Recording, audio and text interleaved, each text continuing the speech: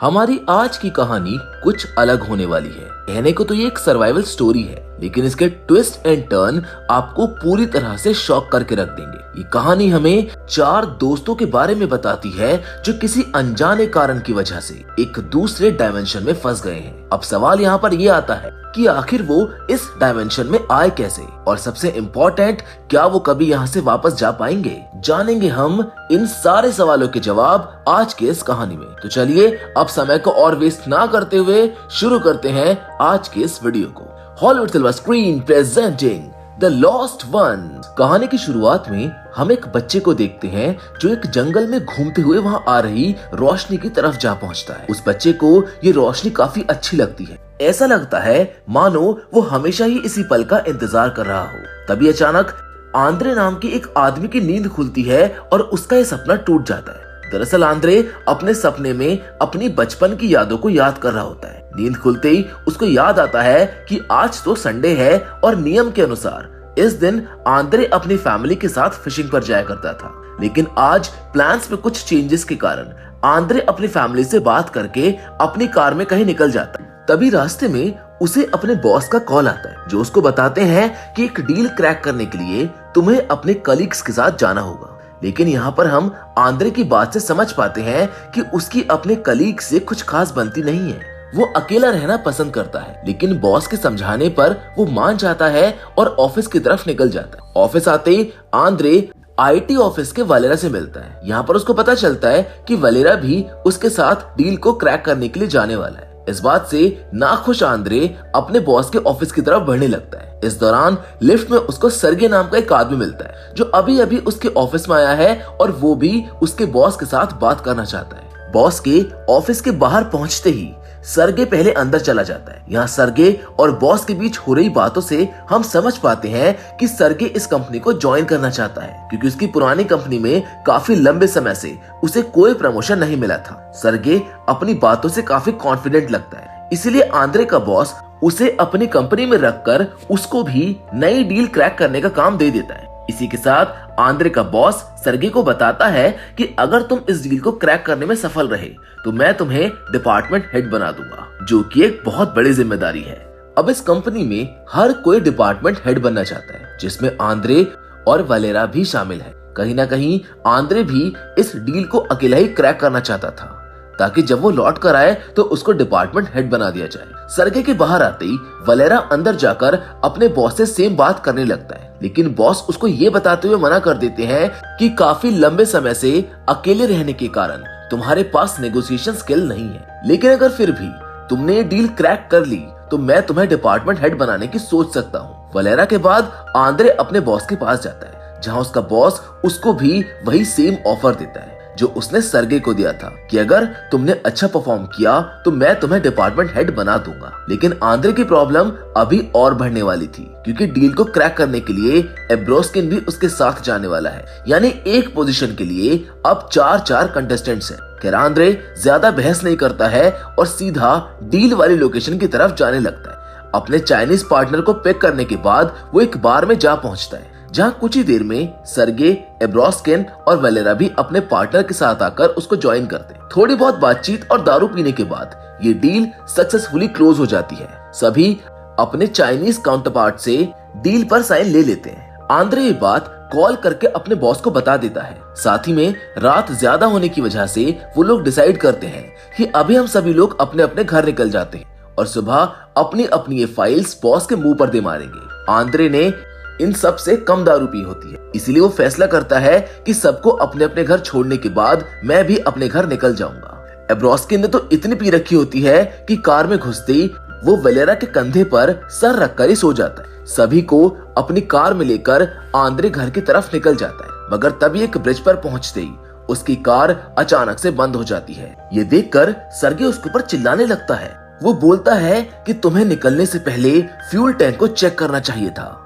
लेकिन आंद्रे इस बात का कोई जवाब नहीं देता है क्योंकि वो तो बस उन सबकी मदद कर रहा था। यहाँ सबसे अजीब बात तो ये थी कि किसी के भी सेलफोन में नेटवर्क नहीं आ रहे होते। यानी कि अब कहीं से मदद भी नहीं मंगवा सकते थे। इसीलिए ये तीनों मिलकर पास के गैस स्टेशन से फ्यूल लाने का तय करते हैं। लेकिन फ्यूल स्टेशन पर पहुंचकर वहां के अटेंडर से इनको पता चलता है कि बिना गाड़ी के वो इनको पेट्रोल नहीं देगा। इसीलिए ये लोग पास की एक दुकान से बोतल लाने का फैसला करते हैं ताकि उसमें फ्यूल लेकर अपनी कार को स्टार्ट करके यहाँ तक ले आए। दुकान की तरफ जाते हुए आसपास के लोग इनको काफी घूर कर देख रहे होते हैं। ऐसा लग रहा होता है कि जैसे ये लोग किसी दूसरे ग्रह से आए हों। अब ये लोग इनको ऐसे क्यों देख रहे थे ये हमको आगे जानने को मिल जाएगा। वहीं दूसरी ओर एब्रोस्किन, जो अभी भी गाड़ी में सो रहा होता है, उसकी आंखें खुलती है और वो गलती से गाड़ी का हैंड ब्रेक खींच देता है, जिस वजह से गाड़ी लुढ़कती हुई सड़क के बीच में जा पहुंचती है। जबकि एंड्रू, सर्गी और वलेरा एक दुकान पर पहुंचकर बोतल खरीदने की कोशिश करते हैं, लेकिन यहाँ उनमें से किसी का भी कार्ड काम नहीं करता है और जल्दबाजी में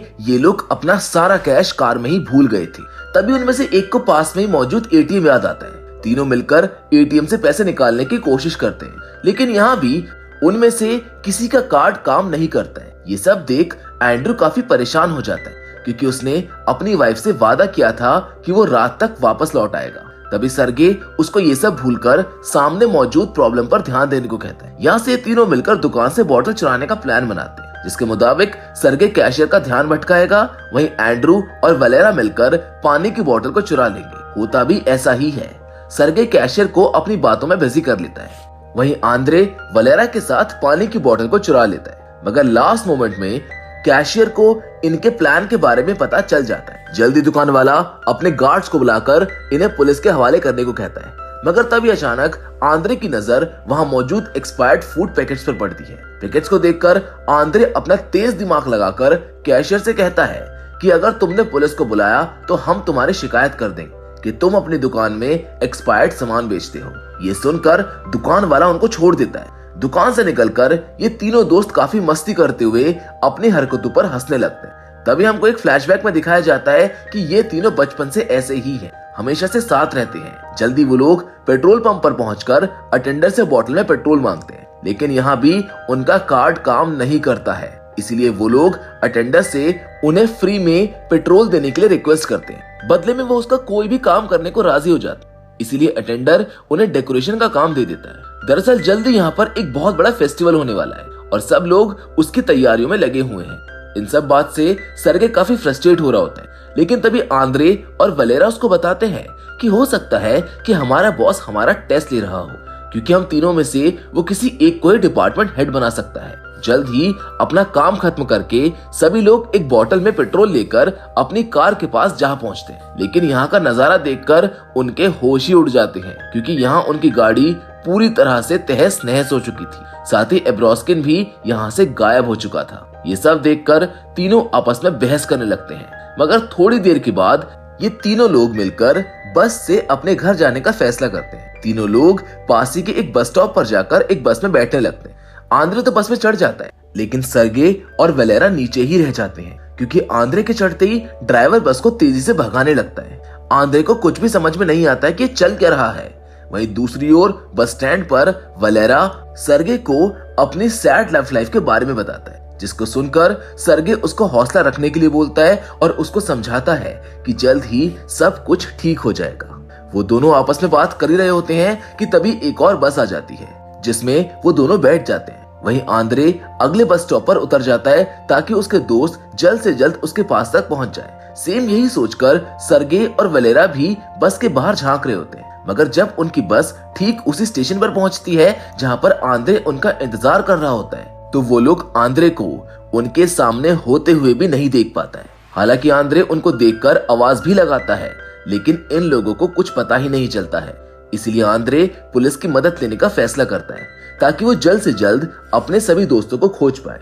इसके कुछ समय बाद हम आंद्रे को इस टाउन के पुलिस स्टेशन में देखते हैं। यहाँ आंद्रे जब पुलिस वालों से मदद मांगने की कोशिश करता है, तब कोई भी पुलिस वाला उसकी मदद नहीं करता है। सब लोग उसको बस इग्नोर कर रहे होते हैं। मगर तभी एक पुलिस वाला आकर आंद्रे को अपने साथ अपने केबिन में ले जाता है, जहाँ पर हम देखते हैं कि इस केबिन में कई सारे म्यूजिकल इंस्ट्रूमेंट्स रखे हुए हैं और उन्हीं इंस्ट्रूमेंट्स को बजाते बजाते आंद्रे एक पार्क में जा पहुंचता है, जहाँ फेस्टिवल की तैयारियां चल रही होती हैं। अब ये सब क्या हो रहा है हमको जल्द ही पता चल जाएगा।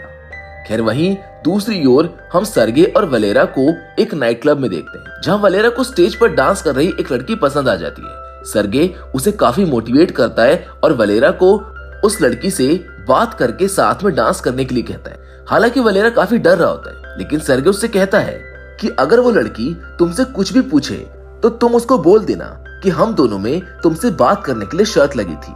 वलेरा अपनी सारी हिम्मत इकट्ठी करके बड़े कॉन्फिडेंटली उस लड़की से डांस के लिए पूछ लेता है। इन दोनों को साथ देखकर सर्गे काफी खुश होता है, मगर तभी उसको अपने पुराने लव लाइफ याद आ जाती है, जिससे दुखी होकर सर्गे सिगरेट पीने के लिए बार से बाहर आ जाता है। मगर तभी उसको याद आता है कि उसके पास तो लाइटर ही नहीं है, इसीलिए वो एक लोकल आदमी से मदद मांगता है। और तभी अचानक हम एक कार में बैठे कुछ लोगों को हवा में फायर करके बड़ी तेजी से वहां से निकलते हुए देखते हैं। ये देखकर सर्गे उस लोकल बंदे से इसका रीजन पूछता है, जिस पर वो बताता है कि हो सकता है कि पास ही में कहीं पर वेडिंग फंक्शन हो रहा हो और ये लोग वहीं से आए हों। जल्दी वो आदमी बिना लाइटर दिए वहां से चला जाता है। सर्गे को कुछ समझ नहीं आता कि अब वो क्या करे। तभी एलिसा नाम की एक लड़की बार में से बाहर आती है और ये वही लड़की है जिससे वलेरा बात करने गया था।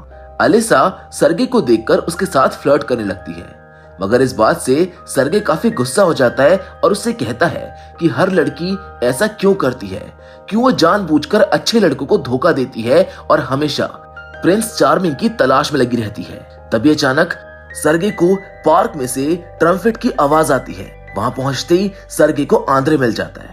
आंद्रे अब तक की सारी घटना सर्गे को बता देता है, मगर यहाँ पर हम आंद्रे के बिहेवियर में कुछ चेंजेस देखते हैं, जैसे कि वो यहाँ के लोकल लोगों के साथ डांस करने लगता है। और जब सर्गे उसे अपने साथ चलने को कहता है तो वो बार बार बस एक ही बात बोलता है कि मुझको अब कहीं नहीं जाना, मुझको बस यहीं रहना है। जैसे तैसे सर्गे उसको होश में लाता है और उसको अपने साथ क्लब में ले जाता है। क्लब में आंद्रे वलेरा से मिलता है। वलेरा काफी दुखी होता है क्योंकि एलिसा उसको छोड़कर दूसरे लोगों के साथ बैठी हुई थी और वो लोग उससे काफी उल्टी सीधी बातें कर रहे थे। सर्गे भी उसको समझाता है कि एलिसा तुम्हारी गर्लफ्रेंड नहीं है, इसीलिए तुम्हें उसकी लाइफ के बीच में नहीं पड़ना चाहिए। मगर तभी आंद्रे वलेरा के पास आकर उसको मोटिवेट करने लगता है। वो उसे कहता है कि अगर तुमको अपने सच्चे प्यार को पाना है तो तुम्हें उसके लिए लड़ना होगा।